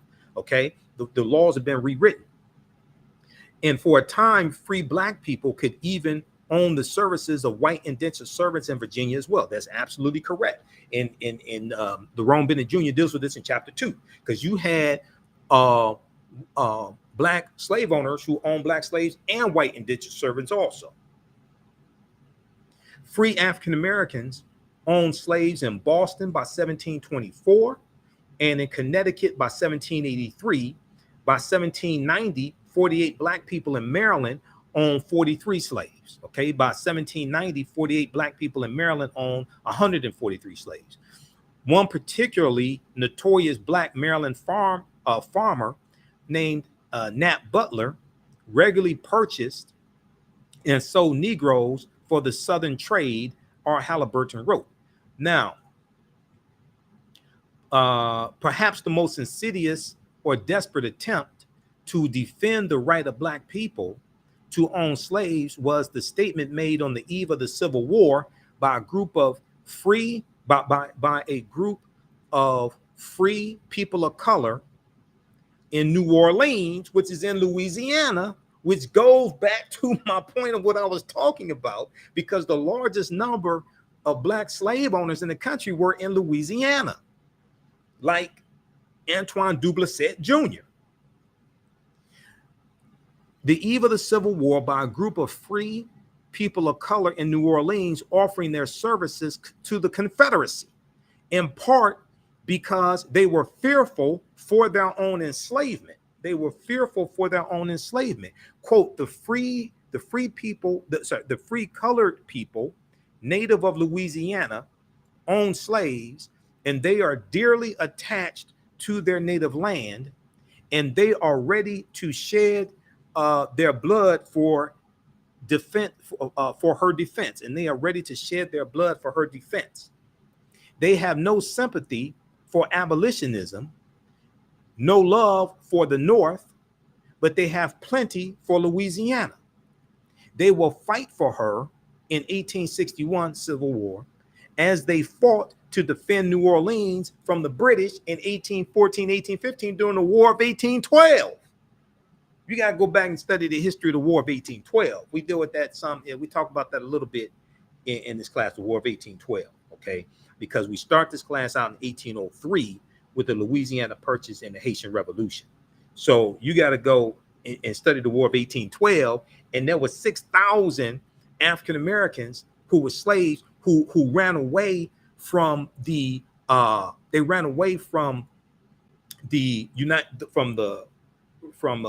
the states to the British side to fight for the British, because the British said, if you come fight for us, then we'll free you after the War of 1812 is over with. War of 1812 to by 1814. Okay, they said, if you come fight for us, we'll free you after the war is over with. And they're going to take some of them. They go into some of the freed Africans. They go into Nova Scotia, Canada. They go into Nova Scotia because that was British territory, Nova Scotia. All right. And at the end of the War of 1812, the U.S. demanded that Great Britain return to the U.S. those 6,000 runaway African slaves, and Great Britain said they're not going to return them, because you know it's during the War of 1812. It's September 1813 that a white slave owner named Francis Scott Key witnesses the British attack on Fort McHenry in the Baltimore area, and he writes a poem about this attack, which becomes known as the Star-Spangled Banner. Years later, it's originally called Defense of Fort McHenry. It becomes known as the Star-Spangled Banner. That was written by a white supremacist slave owner named Francis Scott Key. So a lot of people say, oh, well, it's the third stanza, no refuge for the hireling or the slave. That's the problem with the Star-Spangled Banner. No, the entire song is a white supremacist song. You have to understand the history behind the Star Spangled Banner and who wrote it. The entire song is problematic. It ain't just the third stanza. Okay, let's continue. Now, okay, so read the rest of this article here. Yeah, read the rest of this article here from the root.com. I'm not a big fan of the root, but they do have some good articles here and there. Did Black people own slaves? March 4th, 2013, by Dr. Henry Louis Gates Jr. So this is a very nuanced history, okay? All right, now, let's continue. I want to go back to this one here.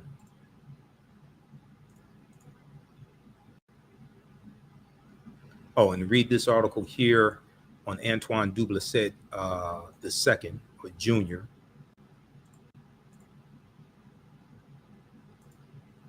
This Black man was one of the richest men in all of the South during slavery, even richer than his white neighbors. All right, if you like this type of information, we're going to continue getting. We're going to get into the Civil War here in just a second.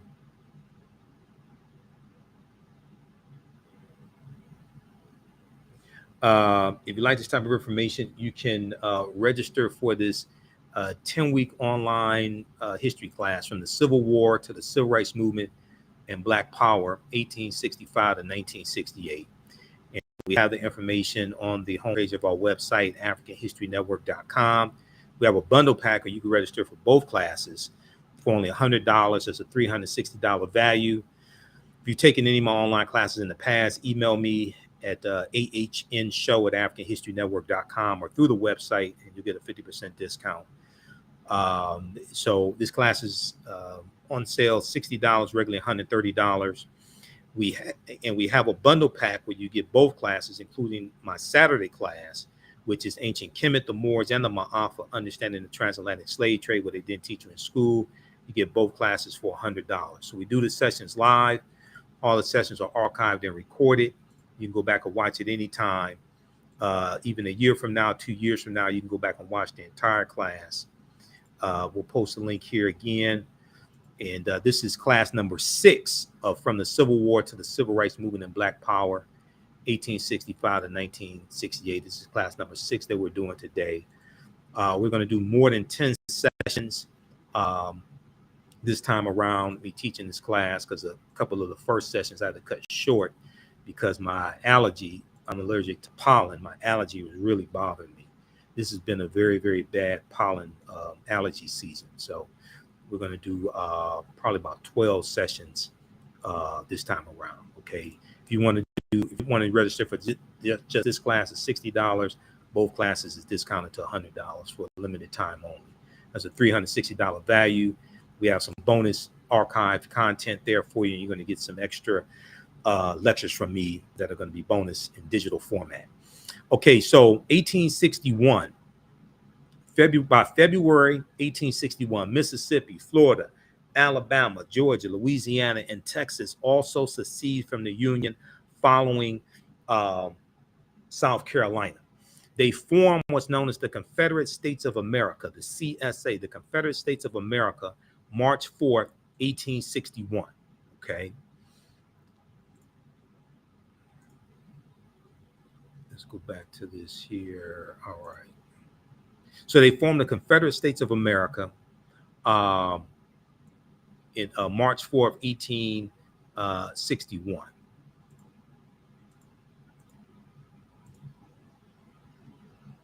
Now, after the firing on Fort Sumter near Charleston, South Carolina, April 12, 1861, this is going to start the Civil War, the attack on Fort Sumter. Virginia, Arkansas, Tennessee, and North Carolina are going to join the Confederate States of America as well. 1861, the Civil War, approximately 200,000 African Americans, including Harriet Tubman, mostly are newly escaped freed slaves, serve in the Union armed forces, and over 20,000 are killed in combat. All right. 1862, The Port Royal, South Carolina Reconstruction experiment begins in March 1862. April 16th, 1862, Congress abolishes slavery in the District of Columbia, and then they're going to pay reparations to those slave owners there in D.C. Okay, the Compensated Emancipation Act of 1862, signed into law by President Abraham Lincoln. All right, so let's look at this here. I want to look at this piece here from. Let's see. Let's go to the PowerPoint presentation quickly, and then I want to look at this piece here on the Civil War from History.com, which is the official website of the History Channel. Okay, Kansas-Nebraska Act, Bleeding Kansas, which leads to the formation of the Republican Party, which leads to the formation of the Republican Party.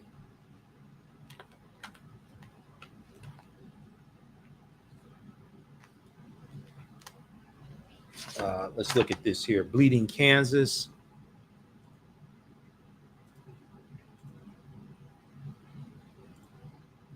Kansas-Nebraska Act of 1854 passed over fierce opposition. It was passed over fierce opposition in Congress and signed into law in 1854. The Kansas-Nebraska Act created the territories of Kansas and the territory of Nebraska and gave each the right to decide whether or not to permit slavery when it joined the Union. This is called popular sovereignty. Popular sovereignty. It left up to them to determine whether or not it left up to the people living in those territories whether or not they would have slavery, as opposed to it being dictated to them by the federal government. And we know that the U.S. Supreme Court ruled that the Missouri Compromise of 1820 was illegal. It violated the Fifth Amendment due process. It violated the Fifth Amendment of the U.S. Constitution.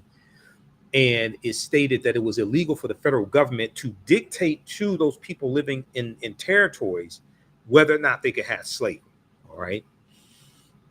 So that was part of the Dred Scott decision of March 6, 1857 that we've already talked about.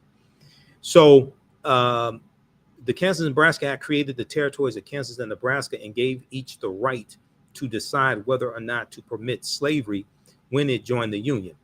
Douglas believed that popular sovereignty, Stephen Douglas, believed that popular sovereignty, as this idea was known, would resolve the ongoing sectional debate between North and South over slavery's extension into the territories, okay, over slavery's extension into the territories, all right? Okay, so this is this is an excerpt of the article Bleeding Kansas from History.com. So Bleeding Kansas is going to be from 1855 to about 1859, and it's going to be armed conflict between pro-slavery and anti-slavery groups, okay? Stephen Douglas was a senator from Illinois, okay? He's a senator from Illinois. So that's not Frederick Douglass. That's Stephen Douglas. Manifest Destiny. If you've heard that term, Manifest Destiny, that's going to be coined by John L. O'Sullivan in 1845, the year before the Mexican-American War. Manifest Destiny in U.S. history, the supposed inevitability of the continued territorial expansion of the boundaries of the United States westward to the Pacific and beyond. Before the American Civil War, 1861 to 1865, the idea of manifest destiny was used to validate continental acquisitions in the Oregon country, Texas, New Mexico, and California. The purchase of Alaska after the Civil War, which ends with all practical purposes, ends April 1865. But as we get deeper into the class, we're going to find out that the Civil War does not officially come to an end until August 1866, because April 9th, 1865, even though General Robert E. Lee surrenders to General Ulysses S. Grant at Appomattox Courthouse, General Lee's Confederate Army was the largest Confederate army, but his army was not the only Confederate army. There's General Joseph E. Johnston's Army of Tennessee. There's that traitor Nathan Bedford Forrest. There's his Confederate army. So there are smaller Confederate armies, and the terms of surrender have to be negotiated with each one of those Confederate armies. So it's the Civil War continues in a smaller extent and comes to an end in August of 1866. The purchase of Alaska after the Civil War, 1865, briefly revived the concept of manifest destiny, but it most evidently became a renewed force in U.S. foreign policy in the 1890s when the country went to war with Spain and annexed Hawaii and laid plans for the Isthmian Canal across Central America. So we know 1898, the Spanish-American War, right, that the U.S. gets involved in is the war between Cuba and Spain, and Cuba's fighting for their independence. And remember that Cuba was one of those island nations that Christopher Columbus conquers on behalf of Spain during his 4 voyages. Okay, so we see how all this history comes together, and then Cuba's going to fight against Spain in 1898 for their independence. And as I've talked about before, and as I deal with in these classes, Cuba, Haiti, Puerto Rico, Honduras, Panama, the Bahamas, things like this, they still have not recovered from what happened to them over 500 years ago and the horror that was inflicted upon them by Columbus and Spain. Columbus on behalf of the Spanish crown and being colonized. They have never recovered from that. Okay, so that's dealing with manifest destiny. Then the U.S. Civil War. So the Civil War in the United States began in 1861 after decades of simmering tensions between northern and southern states over slavery, states' rights, and westward expansion. Over slavery, states' rights, and westward expansion. The election of Abraham Lincoln, November 6, 1860, caused 7 southern states to secede from the Union and form the Confederate States of America. 4 more states soon joined them. The war between the states, as the Civil War was also known, ended in Confederate surrender in 1865.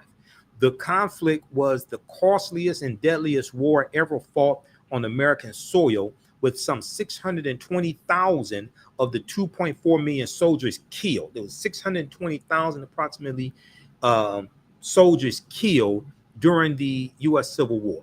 Millions more injured, and much of the South left in ruin. Okay, so let's look at this piece here from history.com, official website of the History Channel. This article is the Civil War. Let's pull this up here.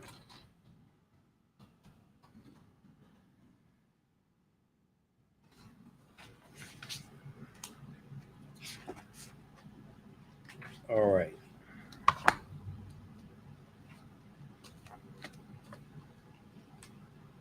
Let's look at this piece here from history.com. And also, okay, we'll talk about that later, because that deals with Reconstruction. Where is it? Okay, this piece here, Civil War, from history.com. Let's bring up this article.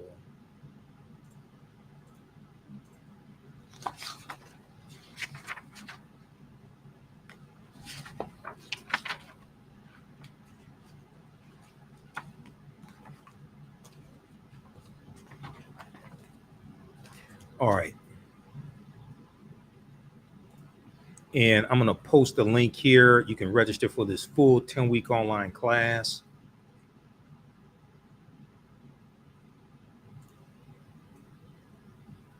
from the Civil War to the Civil Rights Movement and Black Power, 1865 to 1968. Normally we do this on Sundays, but I'm doing it today because I'll be tied up Sunday. I'll be at an event. And so I said, we'll make this is class number 6. I said, we'll make this class free. We're actually going to do 12 sessions this time around teaching this class. So as soon as you register for the full course, you can go back and watch the previous classes that we've done. They're archived. And even a year from now, 2 years from now, you'll still have access to the full class. Okay, causes of the Civil War.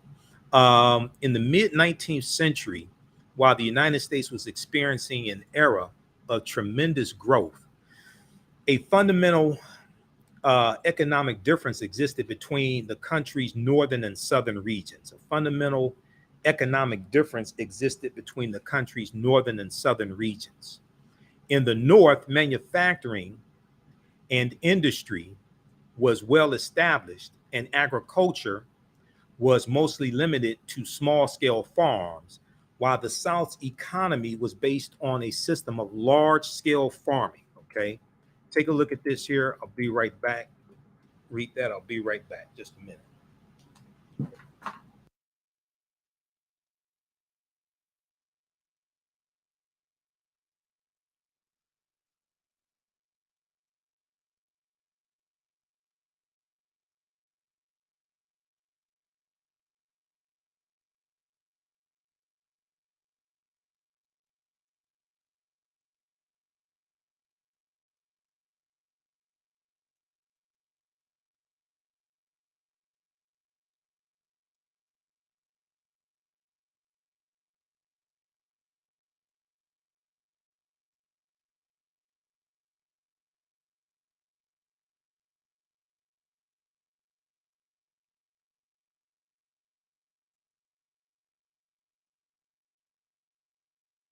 All right, here we go.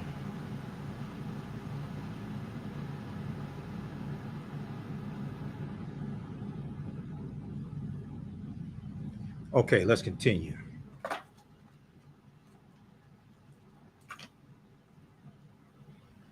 So in the North, manufacturing and industry was well established, and agriculture was mostly limited to small scale farms. Agriculture was mostly limited to small scale farms, while the South's economy was based on a system of large scale farming that depended on the labor of Black enslaved people to grow certain crops, especially cotton and tobacco. Now, growing abolitionist sentiment in the North after the 1830s, and Northern opposition to slavery's extension into the new Western territories led many Southerners to fear that the existence of slavery in America, and thus the backbone of their economy, was in danger. So you have a growing abolitionist movement as you have greater expansion of slavery in Western territories. Okay, growing abolitionist sentiment in the North after the 1830s.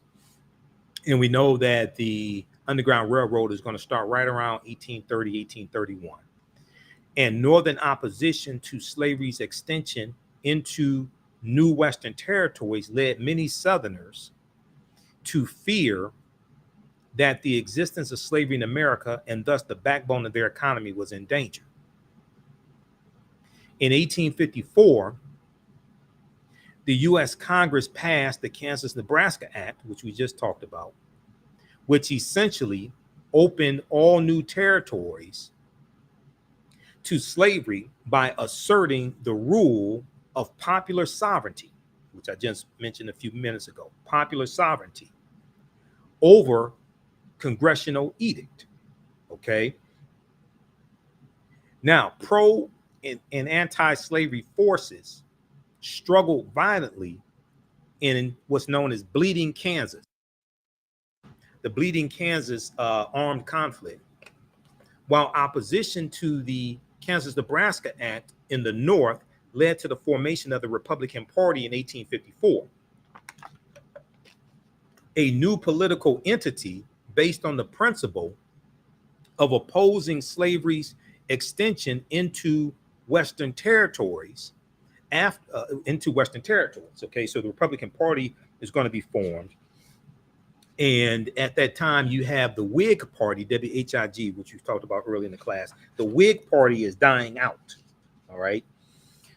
After the Supreme Court's ruling in the Dred Scott case, in their decision, March 6, 1857, confirmed the legality of slavery in the territories, the abolitionist John Brown's raid at Harper's Ferry, Harper's Ferry in Virginia in 1859 convinced more and more Southerners that their northern neighbors were bent on the destruction of the peculiar institution known as slavery, the peculiar institution that sustained them. So we're going to see these different events that lead up to the Civil War taking place. Abraham Lincoln's election in November 1860 was the final straw,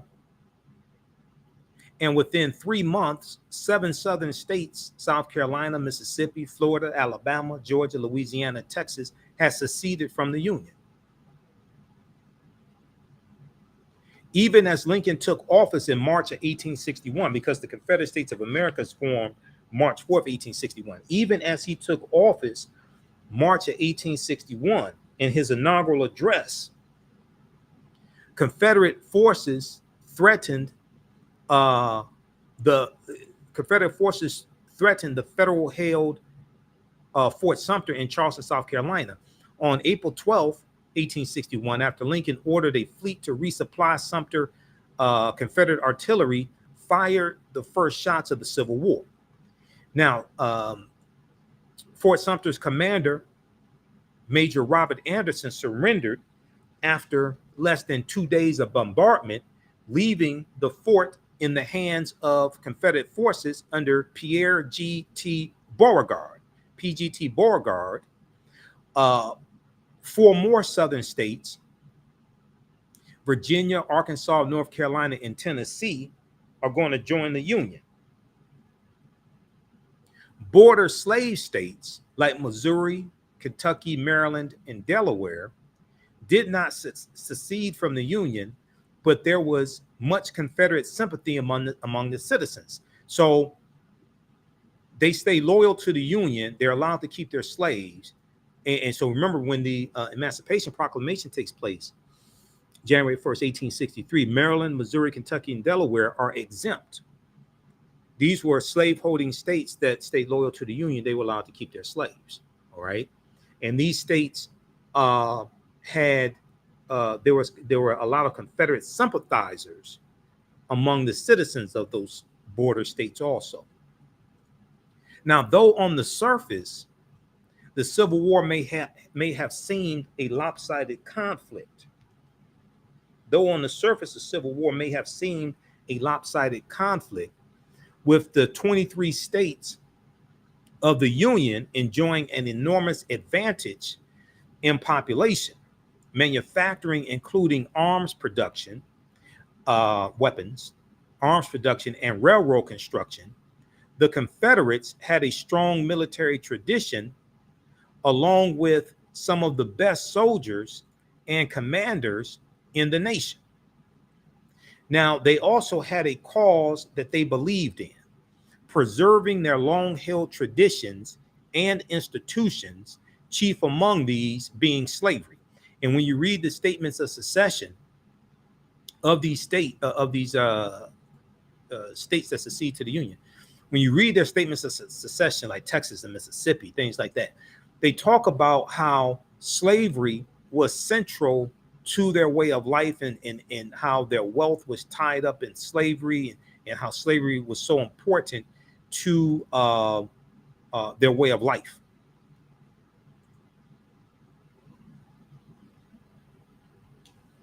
Now, in the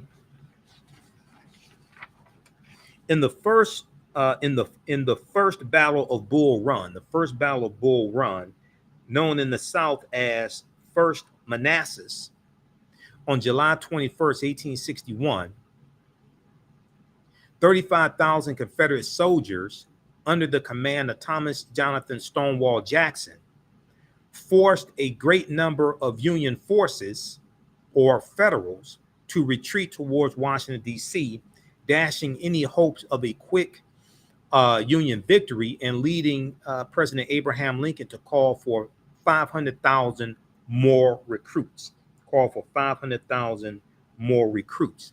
In fact, both sides' initial call for troops had to be widened after it became clear that the war would not be a limited or short conflict. Now, if we look at 1862 in Virginia, George B. McClellan, who replaced the aging General Winfield Scott as supreme commander of the Union Army after the first months of the Civil War, was beloved by his troops, but his reluctance to advance frustrated President Abraham Lincoln. In the spring of 1862, General George B. McClellan finally led his army of the Potomac up the peninsula between York and James River, between the York and James Rivers, capturing Yorktown on May 4th, 1862. The combined forces of General Robert E. Lee and Thomas Stonewall Jackson successfully drove General George B. McClellan's army in the 7 days battles, which was June 25th through July 1st, 1862. And a cautious General McClellan called for yet more reinforcements in order to move against Richmond, Virginia. Now, President Lincoln refused and instead withdrew the Army of the Potomac to Washington, D.C. By mid-1862, General George B. McClellan had been replaced as Union General in Chief by Henry W. Halleck, Halleck, though he remained in command of the Army of the Potomac. Now, General Robert E. Lee then moved his troops northward and split his men, sending Thomas Stonewall Jackson to meet Pope's forces near Manassas, while General Lee himself moved separately with the second half of the army. On August 29th, 1862, Union troops led by John Pope struck Thomas Stonewall Jackson's forces in the second battle of Bull Run, also known as Second Manassas. The next day, General Lee hit the Federal left flank with a massive assault, driving John Pope's men back towards Washington. On the heels of his victory at Manassas, General Lee began the first Confederate invasion of the North. He began the first Confederate invasion of the North. Now, despite contradictory orders from President Abraham Lincoln, Halleck and General McClellan was able to reorganize his army and strike at General Lee on September 14th in Maryland, 1862, driving the Confederates back to a defensive position along Antietam Creek near Sharpsburg. On September 17th, 1862, the Army of the Potomac hit General Lee's forces, reinforced by Thomas Stonewall Jackson's forces, in what became the bloodiest single day of fighting. Total casualties at the Battle of Antietam, also known as the Battle of Sharpsburg, total casualties numbered 12,410, out of 69,000 troops on the Union side and 13,724 of around 52,000 for the Confederates. Okay. The Union victory at Antietam would prove decisive as it halted the Confederate advance in Maryland and forced General Lee to retreat into Virginia. So this was a turning point for the Union. Um, the victory at Antietam, and it's going to be after this that you're going to have the preliminary Emancipation Proclamation that's going to be issued September 22nd, 1862. All right. Okay, so the Union victory at Antietam would prove decisive as it halted the Confederate advance in Maryland and forced General Robert E. Lee to retreat into Virginia. Still, General George B. McClellan's failure to pursue his advantage earned him scorn of Lincoln and Halleck, who removed him from command in favor of Ambrose E. Burnside.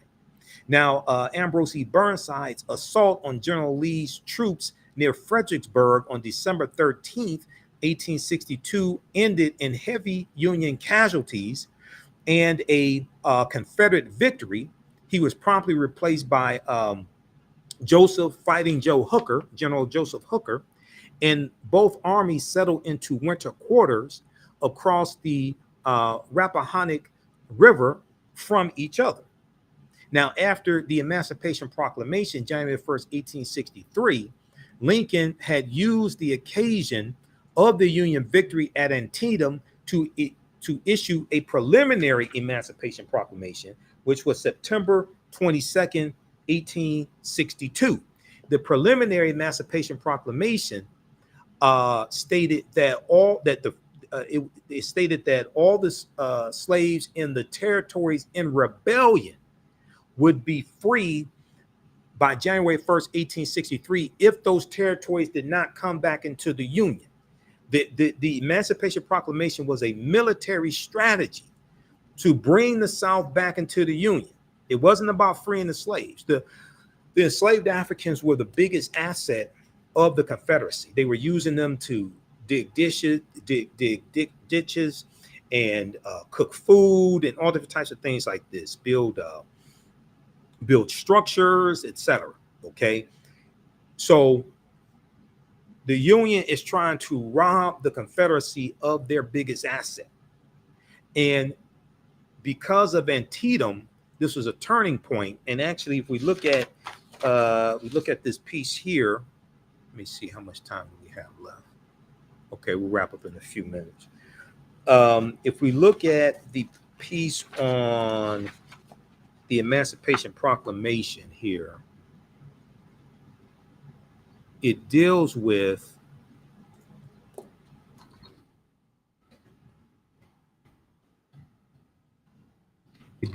the turning point in the Civil War and the Battle of Antietam. Let me see. Lincoln, Antietam, Battle of Antietam. Okay. Lincoln's opportunity came. Okay. Because his cabinet told him to wait to issue the Emancipation Proclamation until there was a big victory by the Union troops, so the Union would not look desperate. So this here is from history.com. This day in history, September 22nd, 1862, Lincoln issues Emancipation Proclamation. This was the initial one. Let's see. Okay. In July of 1862, Lincoln informed his cabinet that he would issue an Emancipation Proclamation, but that it would exempt so-called border states which had slave holders but remained loyal to the Union. It would exempt so-called border states that had slave holders but stayed loyal to the Union. His cabinet persuaded him to make the announcement, to wait to make the announcement until after a Union victory. Lincoln's opportunity came following the Union win at the Battle of Antietam in September 1862. So we just talked about September 17th, 1862, the Battle of Antietam, which was a big victory for the Union. On September 22nd, 1862, Lincoln announced that enslaved people in areas still in rebellion within 100 days would be free. So that'd be January 1st, 1863. January 1st, 1863, Lincoln issued the final Emancipation Proclamation, which declared that all persons held as slaves within the rebel states, quote, are and henceforward shall be free. The proclamation also called for the recruitment and establishment of black military units among the Union forces. An estimated 180,000 African Americans went on to serve in the Army, while another 18,000 served in the Navy, the Union Navy. After the Emancipation Proclamation, backing the Confederacy was seen as favoring slavery. After the Emancipation Proclamation, backing the Confederacy was seen as favoring slavery. It became impossible for anti-slavery nations such as Great Britain and France, who had been friendly to the Confederacy, to get involved on behalf of the South. The Emancipation Proclamation also unified and strengthened Lincoln's party, the Republican Party, helping them stay in power for the next 2 decades, even after Lincoln. Andrew Johnson is going to be succeeded by Ulysses S. Grant, who was a general for the Union Army, during the Civil War. The proclamation was a presidential order and not a law passed by Congress. It was an executive order. Emancipation Proclamation was an executive order. So Lincoln then pushed for an anti-slavery amendment to the U.S. Constitution to ensure its permanency, because an executive order can be overturned by a future president. With the passage of the 13th Amendment, which is ratified December 6, 1865, slavery was eliminated throughout America, although African Americans would face another century of struggle before they began to gain equal rights in the U.S. a century after the passage of the Emancipation Proclamation. Lincoln's handwritten draft of the final Emancipation Proclamation was destroyed in the Chicago Fire of 1871. Today, the original official version of the document is housed in the National Archives in Washington, D.C. So read this piece here from history.com. This day in history, September 22nd, 1862, Lincoln issues Emancipation Proclamation. Okay, so you can check that out also. All right, now let's go back here. Let's go to this. How you all like this type of information? Give us a thumbs up, give us a heart, give us a like on this broadcast. Let us know. Post here on the broadcast. Let us know how you like this type of information. This is class number 6 of a 10-week online course that I teach. We're going to do 12 sessions this time instead of 10. Ancient Kemet, the Moors, and the Ma'afa, understanding the transatlantic slave trade. From the Civil War to the Civil Rights Movement and Black Power, 1865 to 1968. Understand the transatlantic slave trade. That's the class I teach on Saturdays. Normally I do this class here on Sundays. This is class number 6. Normally we do this at our online school, but today I decided to broadcast it. I was going to do the class today, but I decided to do it here on our social media platforms and make the class free today. You can register for this 10-week online class. It's on sale $60, regularly $130. We have the information here on the thread of the broadcast, and it's at our website, theafricanhistorynetwork.com. All right. So Lincoln justified his decision as a wartime measure, Emancipation Proclamation, and did not go so far as to free enslaved people in the border states loyal to the Union. Some 186,000 African-American soldiers would join the Union Army by the time the war ended in 1865, and about 38,000 lost their lives. Okay. Okay. So you can read the rest of that there. Vicksburg. Okay. Ulysses S. Grant.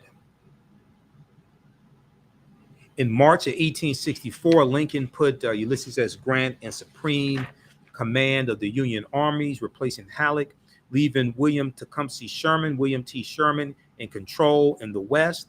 Grant headed to Washington, where he led the Army of the Potomac towards Lee's troops in Northern Virginia. Despite heavy Union casualties in the Battle of the Wilderness and, and at Spotsylvania, both May 1864, at Cold Harbor early June, and the key rail center of Pittsburgh in June of 1864. General Ulysses S. Grant pursued a strategy of attrition, putting Petersburg under siege for the next 9 months.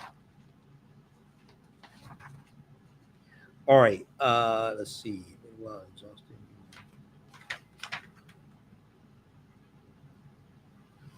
Okay, so deal with William Sherman. Meanwhile, exhausted by the Union siege of Petersburg and Richmond, General Robert E. Lee's forces made a last attempt at resistance, attacking and captured the federal-controlled Fort Stedham on March 25th, 1864, and an immediate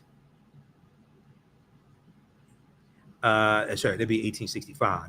An immediate counterattack reversed the victory, however, and on the night of April 2nd to April 3rd, Robert E. Lee's forces evacuated Richmond, Virginia. For most of the next week, Ulysses S. Grant and Meade pursued Confederates along the Appomattox River, in Virginia, finally exhausting their possibilities for escape. General Ulysses S. Grant accepted General Robert E. Lee's surrender at Appomattox Courthouse on April 9th, 1865. On the eve of the victory, the Union lost its great leader. So we know that Abraham Lincoln, he's shot at the Ford Theater April 14th, 1865 by John Wilkes Booth.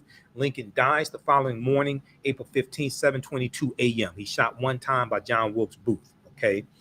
General Sherman received General Joseph E. Johnston's surrender at Durham Station, North Carolina on April 26th, effectively ending the Civil War. Well, just General Joseph E. Johnston is going to surrender then, but it's going to go on until 1866. Yeah, General Joseph E. Johnston surrenders April 26th. But the Civil War is going to continue to a much lesser extent and officially come to an end in August of 1866. All right. So that deals with the Civil War. So next class, we'll get into the Reconstruction Era, 1865 to 1877, which is a period of time when African Americans are making a lot of advances in owning land. And we have the 13th, 14th, and 15th Amendment that take place. We're going to, we have the Civil Rights Act of 1866. Civil rights didn't start with Dr. King and the Montgomery bus boycott. Civil rights goes back to 1866. So we're going to see this, and we're going to see it's going to be political violence that helps to bring about an end to Reconstruction also. Okay, you can register for this 10-week online course that I teach from the Civil War to the Civil Rights Movement and Black Power, 1865 to 1968. We have the information at our website, our new website, theafricanhistorynetwork.com, theafricanhistorynetwork.com. The class is on sale, $60, regularly $130.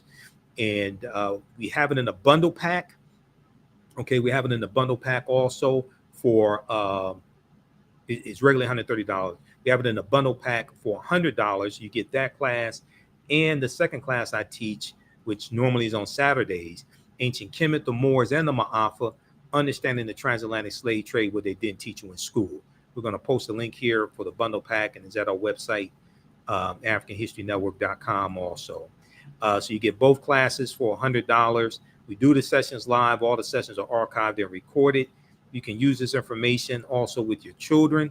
I would say the information is PG-13, okay? So right on the homepage of the website, we have the information for the bundle pack. If you've taken any of my online classes in the past, email me at ahnshow@africanhistorynetwork.com.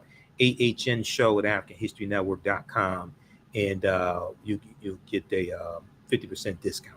Okay, you can also support the African History Network, $ the AHN show through Cash App, $ the AHN show through Cash App, also through PayPal, paypal.me/the AHN show. This helps us keep doing the research, stay on the air, keep broadcasting, pay some of the bills. And we have that information at our website also. Remember, right now it's correct wrong behaviors, not over till we win. Wakanda forever.